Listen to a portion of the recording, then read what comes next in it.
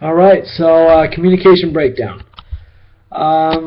This is my first ever script. Hopefully, eventually, it'll become a play. But right now, I'm just writing it for the hell of it. Dream come true would be if Crafton took it and allowed me to direct it into a play, but God's will be done. I'm just going to give you a brief synopsis about the ideas behind it. Communication breakdown is an idea out of a list of ideas that I have for plays that I would like to write.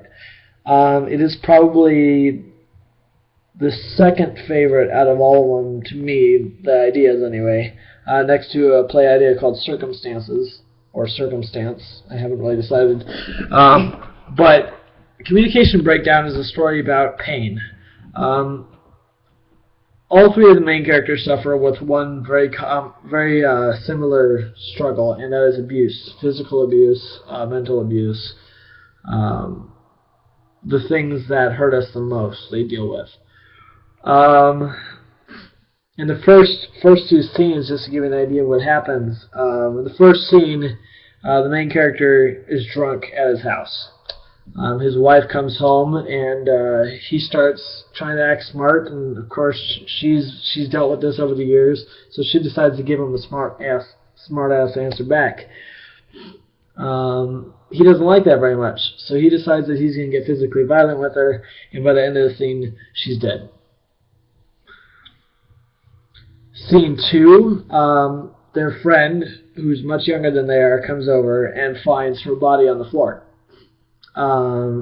She starts yelling, and the husband, who at this point is now passed out because he's drunk off his butt, wakes up and thinks that his wife is yelling and comes rushing into the room, only to find her body on the floor and have no recollection of what just happened. And of course, the girl who had come in this scene is a very good friend of our main characters, and she was ballistic.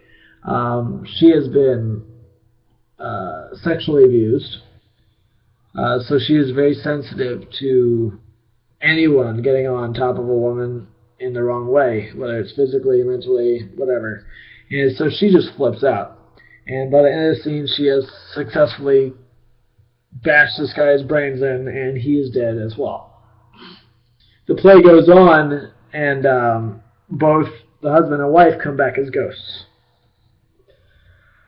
They have been stuck in limbo because they have unresolved issues. Thank you, Casper, for the inspiration. And throughout the play, they're having to deal with trying to figure out what exactly happened, because he has no recollection of killing her, and she doesn't know if he killed her. So they have to figure that out, and then they have to figure out what their friend's role in this all is, and they find out pretty quickly that she did him in, but now they have to find out for sure that the husband killed the wife. Meanwhile, about halfway through the play, the girl who killed the husband goes insane, loses her mind, because she just can't handle the guilt. She can't handle not taking responsibility for what she's done. She tries to make excuses, and she can't do it. She has to either take responsibility or she's going to go nuts with guilt. The play goes on. I'm not going to tell you the end because that wouldn't be any fun. But basically, it comes to a point where all the characters have to deal directly with their past and their present and their future, as it would be.